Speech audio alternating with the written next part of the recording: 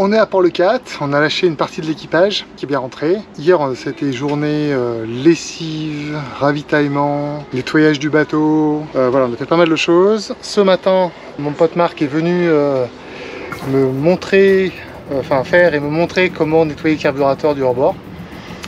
Donc il est arrivé à 8h30 à la fraîche, donc on a attaqué ça direct, à 11h c'était plié. Donc on a démonté l'intégralité du carburateur, donc maintenant je vois comment c'est fait. Alors c'est pas hyper compliqué, c'est juste qu'il faut être très minutieux et prendre le temps. C'est assez long de remettre toutes les durites, les défaire d'abord, puis les... Voilà, donc on a tout nettoyé. Donc là le moteur ronronne correctement. Alors il y avait juste un petit problème sur le réglage du starter qui revient trop loin, et sur ce modèle là il n'y a pas de petite vis pour caler.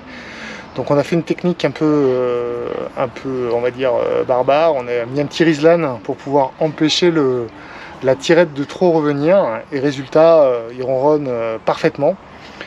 Donc ça c'est bon, on a un hors-bord désormais, un moteur hors-bord qui est désormais opérationnel. J'ai aussi mis en place le circuit de spi asymétrique. Alors j'ai voulu mettre le bout dehors qui était avec le bateau, mais en fait c'est pas adapté en réalité. Il y a des problématiques de longueur et de perçage qui fait que il y a un truc qui va pas. Donc j'ai laissé tomber. Par contre je vais accrocher le spi sur soit le balcon avant, soit sur le fer de l'étrave, là où est mis l'ancre. Donc comme ça tiendra correctement. Et puis pour le reste, j'ai hissé le spi dans sa chaussette, je ne l'ai pas ouvert. Je voulais juste avoir une idée de la longueur et de la taille, parce que comme c'est le spi qui était sur Aerion, qui était un peu grand, je me suis dit que peut-être ça irait sur Zaka en étant peut-être un petit peu petit. Et bien somme toute ça a l'air d'aller, il a l'air d'être aux dimensions adéquates. Alors je ne l'ai pas ouvert, donc on verra quand il sera complètement ouvert. Mais en tout cas ça a l'air plutôt prometteur, donc là j'ai tout mis en place. Il n'y a plus qu'à. Voilà, donc ça c'est une bonne nouvelle, une bonne chose de faite, je suis assez content. Et puis pour le départ, là on est jeudi. J'hésitais à repartir demain, vendredi, sauf qu'il y a un coup de Mistral annoncé dans la nuit de vendredi à samedi. Donc comme c'est une navigation, on va aller directement jusqu'à la presqu'île de Gien. Et on va avoir une nave de nuit, et là il prévoit un coup de Mistral, alors pas forcément très fort, mais il prévoit du 25-28 nœuds en rafale vers 3h du matin. Bon, comme je suis seul avec les enfants, je n'ai pas trop envie de jouer à ça. Donc je repartirai plutôt samedi matin. Alors là le corollaire c'est que du coup il n'y a plus de vent annoncé, donc on va faire beaucoup de moteurs. Mais au moins la nuit sera calme, s'il y a un tout petit peu d'air, c'est pas grave, on mettra les voiles, on ira tout doucement, et pour la nuit ça ira très bien. Voilà, c'est le choix un peu de la prudence, parce que je vais être finalement en quasi solitaire pour le trajet, et malgré tout avec les enfants à bord, donc on va la jouer sage.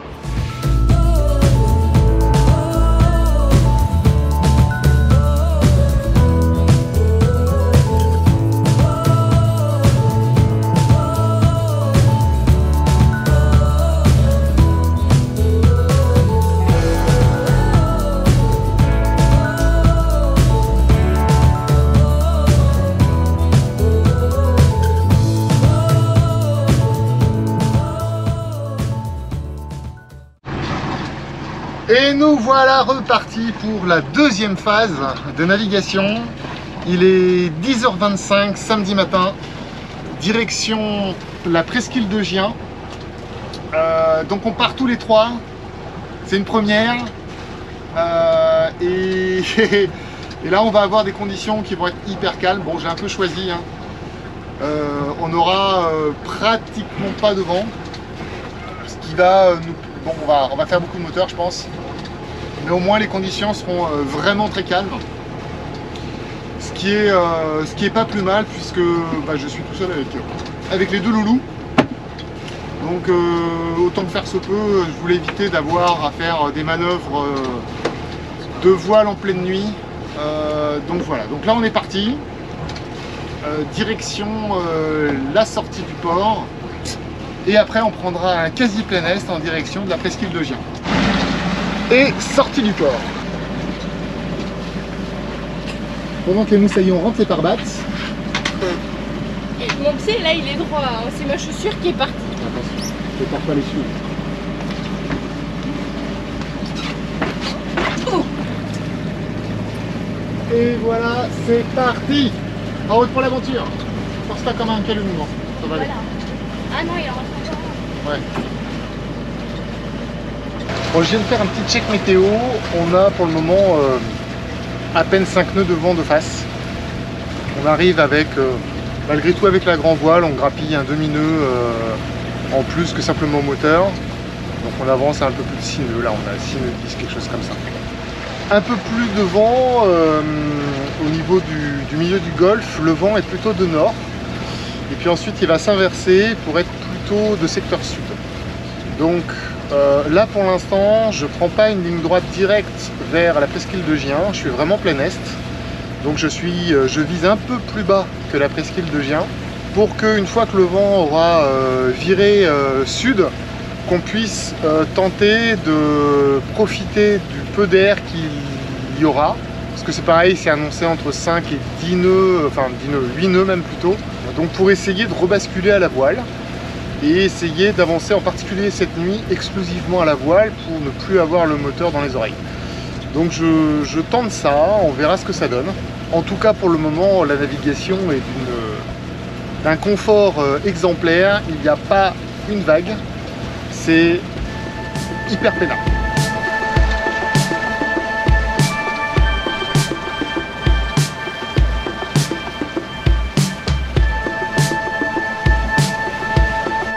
Là on tente la pêche, donc on a une traîne, on a une canne d'un côté, une deuxième canne de l'autre. On va voir si on est un peu plus chanceux.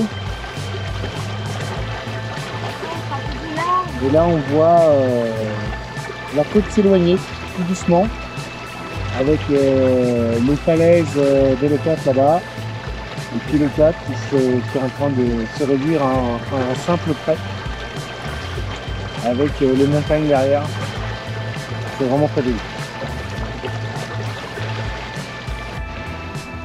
Et droit devant l'immensité de la mer vers lequel on se dirige. Ça, c'est une super sensation que de partir comme ça un peu à l'aventure. Bon, c'est pas une aventure de fou, hein. Mais c'est quand même sympa à faire, c'est hyper plaisant, hyper agréable. Là-bas dans la brume, je ne sais pas si on verra ça à la caméra, mais on voit les Pyrénées qui descendent dans la mer avec un des caps qui est là-bas, vu la hauteur, je pense que c'est encore le cap Béar, ça peut être le Créus. Créus, il doit être encore plus loin, on ne le voit pas dans la brume. La mer est d'huile.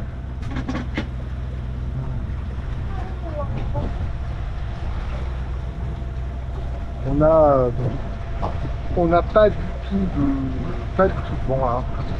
C'est mer d'huile. Bon, alors du coup on glisse bien, hein. On est à 6 nœuds et demi. Le moteur il est à 1800 tours, tranquille. J'ai la grand voile qui est toujours à poste. Il tracte un tout petit peu. Toujours ça de prix. Bon après on va voir si les prévisions s'avèrent exactes. Donc là le vent, enfin le peu de vent. Le très peu de vent qu'il y a va nous passer vent debout, c'est-à-dire de face par rapport à l'axe du bateau, et devrait continuer sa rotation tout doucement pour se mettre de secteur sud. Et donc là j'ai bon espoir de pouvoir obliquer un tout petit peu plus sur bâbord. Là on est en 87 degrés, donc je commence à remonter très légèrement. Et donc après le cap il va être plutôt aux alentours de 80 degrés pour commencer à se réorienter vers le nord. Bon, on fait beaucoup d'est quand même, hein, mais un tout petit peu plus de nord, en direction de la presqu'île de Gien. Et donc si tout se passe bien, on devrait avoir du vent de travers assez rapidement, qui devrait remonter un petit peu vers 5 à 8 nœuds, et j'espère pouvoir faire un petit peu de voile là, ça serait cool, quoi. Ce serait cool, ça permettrait de couper le moteur, et là ça serait vraiment chouette. Bon, on verra. En tout cas la navigation se passe super bien, c'est hyper paisible. J'ai fait 2-3 bidules, j'avais pas mis les lignes de vie. Alors c'est pas tant qu'il y en a besoin par temps là, mais en pleine nuit, si jamais j'ai besoin d'aller devant, et ben, je pourrais m'y accrocher, et donc c'est quand même vachement plus safe. Et voilà. Bon, j'ai eu aussi encore un petit souci avec cette antenne d'AIS qui a l'air, avec les vibrations, qui ont l'air de décroche. Et donc j'avais plus d'AIS, alors ça m'embêtait un peu, donc j'ai démonté mon tableau. J'ai remis l'antenne en place et paf, c'est reparti pour un tour. Donc je sais pas ce que je vais faire, il faut que j'y réfléchisse, mais je me demande si je vais pas lui mettre un bon coup de scotch pour l'empêcher de partir et qu'elle reste bien en place. Donc, je vais réfléchir encore un peu parce que c'est un peu barbare comme technique, enfin peut-être que si ça marche. Enfin, ouais.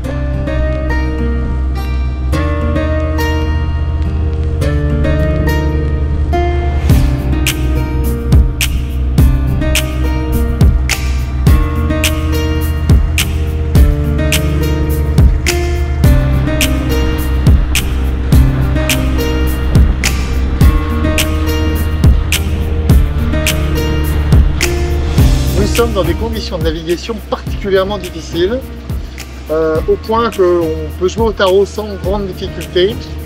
La mer est d'huile, littéralement. Il suffit de regarder. C'est très calme. Il fait un peu chaud, alors on s'est protégé, on a mis les protections contre le soleil. Et puis bah voilà. Enfin, moi je suis en train de passer au soleil hein, quand même. Bon, le plan commence à se réaliser comme prévu. Le vent a fini par changer d'amure. Donc les voiles sont passées côté bâbord, on va aller voir ça. Voilà. Donc on est très serré. Bon, il y a toujours assez peu de vent, mais ça monte un tout petit peu. Donc en mettant les voiles comme ça, on gagne 0,2, 0,3 nœuds. Alors c'est pas un miraculeux, hein, mais bah, si ça pouvait continuer comme ça serait vraiment chouette. De manière à ce qu'on puisse ensuite, bon, encore une fois, dans la nuit, là j'aimerais bien couper le moteur, même si on n'avance pas très vite. Bon, il faudrait quand même qu'il y ait quelques nœuds de vent supplémentaires quand même, parce que sinon je pense qu'on se ferait un petit peu balloter par les vagues. Non, c'est pas qu'il y en ait beaucoup, mais ça suffit pour faire un peu tout balloter. Donc on va voir comment ça se goupille. Pour l'instant, tout va bien. On a cru qu'on avait attrapé quelque chose avec la canne à pêche, elle est partie d'un coup. Et puis bah, j'ai commencé à essayer de remonter la vigne, et puis ça s'est libéré.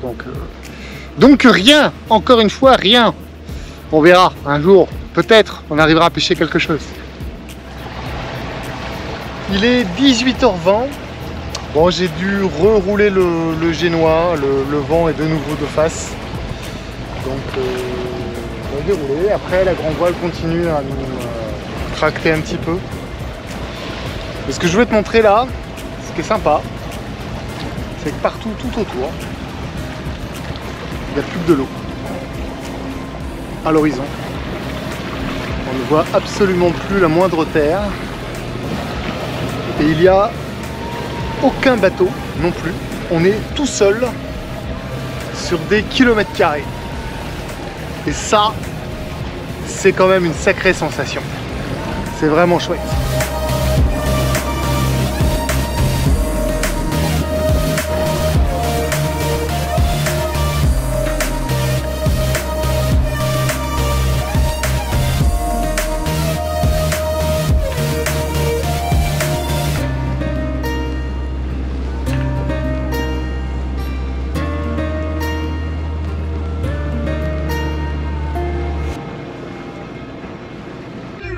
Ah, il est 20h, on vient de se prendre un petit apéro avec un coucher de soleil qui se présente joliment tout là-bas.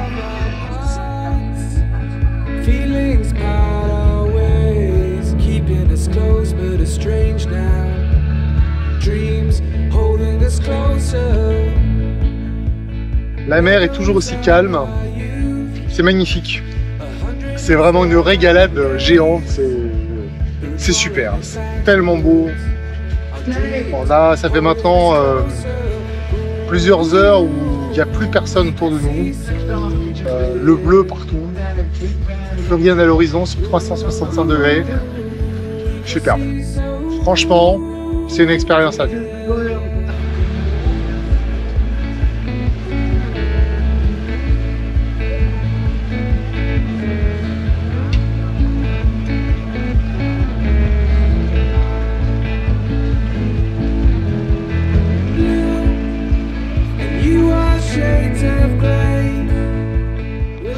la canne à pêche,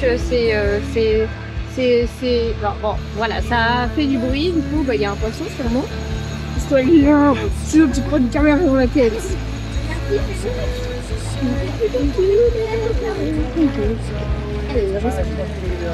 Il s'est libéré? Oh non! On peut pas y retourner dans mon trou. C'est la deuxième fois que ça arrive. On a fait la même avec cette canne à pêche. Bon, au moins, on a droit à un beau coucher de soleil là. Enfin.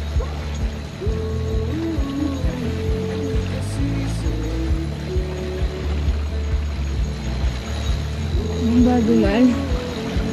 Bye bye les poissons. Si, il y en avait un. Ça y est, la nuit arrive, le jour se couche. Et donc on commence à voir apparaître des bateaux qu'on ne voyait pas de jour hein, grâce à leurs lampes, leur lumière. Et donc on a notamment sur tribord un énorme paquebot qui est en train de passer. On voit la lumière au loin. Et puis loin devant, un autre bateau ici. Là, on verra la caméra. Et voilà, donc c'est parti pour une nuit navigation quasi solitaire. Donc j'ai mis ma montre à sonner toutes les 20 minutes. Puis je vais faire des micro-siestes toutes les 20 minutes pour essayer pour surveiller ce qu'il y a autour. Donc ça y est, les feux de navigation sont allumés, les feux de route. J'ai réduit un petit peu le moteur pour avoir un peu moins de bruit dans la cabine pour que les enfants puissent dormir. Et puis c'est parti. Bon, l'avantage c'est que c'est très très calme, donc bon, j'ai préparé une longe qui est ici, qui me permet de m'accrocher pour que voilà, si jamais je fais un faux mouvement ou quoi que ce soit, que je passe pas à l'eau et que les enfants se posent pas comme des ondes de tout seul, et puis moi je n'aurai aucune chose de ressentir. Donc là au moins je serai accroché et ce sera bien. Voilà. Allez, à suivre.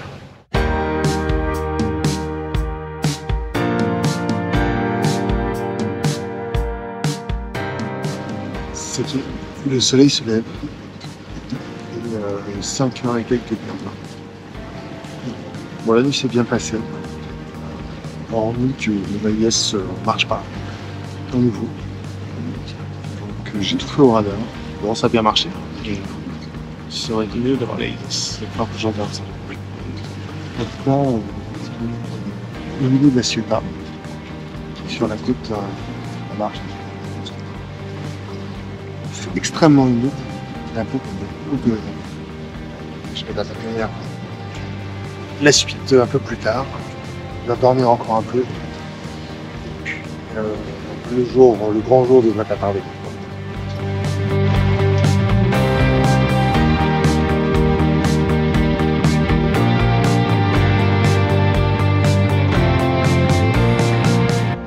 C'est très bien loin.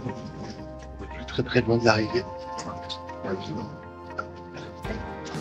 Oh Dieu, un peu très bien. Je ferme la nuit tranquillement pour voir que le soleil se lève sur la mer. En tout cas, les couleurs sont super. La nuit s'est très très bien passée. Avec le voile à cupée immense, des étoiles filantes. Une lune douce, certains moments. C'était chouette, très joli. Dauphin à l'arrivée.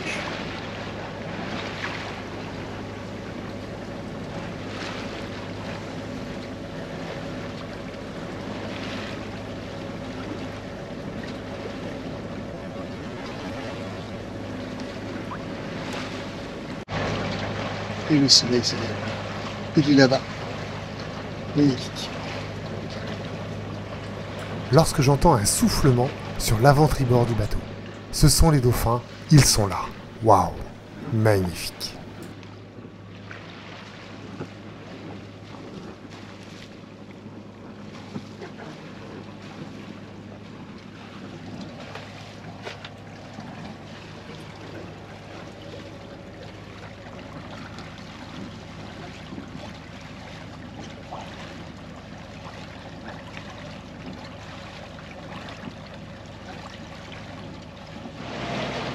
Allez, ce coup-ci, on n'est plus très loin de l'arrivée. On voit droit devant l'île de Porquerolles, dans la petite brume là. Donc c'est notre destination. On va aller se mettre au mouillage là-bas. Et le programme va être assez compliqué puisqu'il est prévu de la baignade et de la sieste. Bon voilà quoi, tout ce qu'il faut après une bonne navigation, une belle navigation, comme on vient de faire là. Bon, on y est encore, on navigue, le vent est remonté, on a un petit 14 nœuds au près serré. Donc là, si tu es bien attentif, tu n'entendras plus le moteur. Ça fait un bien de dingue. Après je sais pas combien d'heures avec le moteur qui tournait en permanence, ça y est, il est coupé, on a un petit peu d'air, on avance pas très vite, hein, on est à un peu plus de 4 nœuds. Mais tant pis, on fait de la voile et c'est bien. Parce qu'on n'a pas fait beaucoup pour le moment quand même. Hein. De la vraie voile sans moteur, c'est bon. On a essentiellement fait du bateau à moteur pour le moment. Donc c'est très agréable.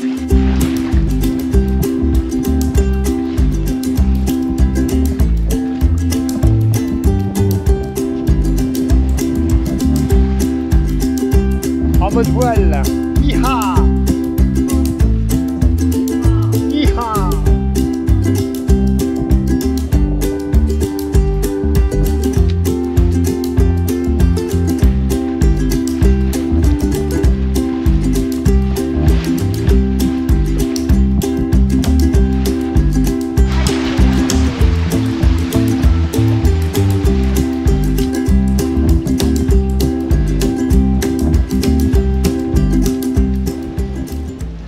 La vie de plaisancier est une vie trépidante. À peine arrivé à Porquerolles, qui est super joli, super beau, on se rend compte qu'on a de l'eau sous les cales, dans les cales.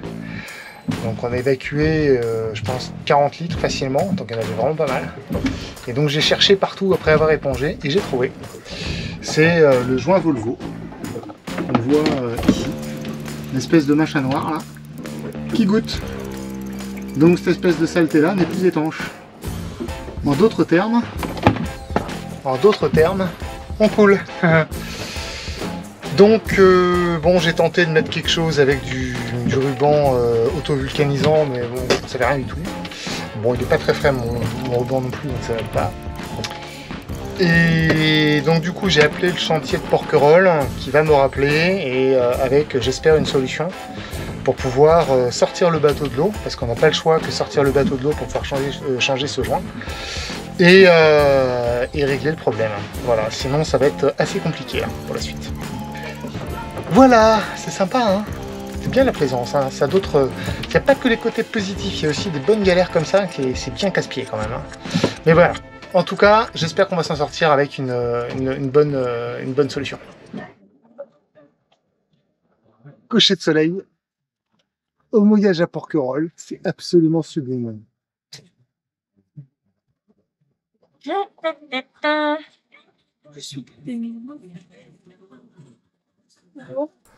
Le greutage de Zaka est organisé pour le lendemain matin.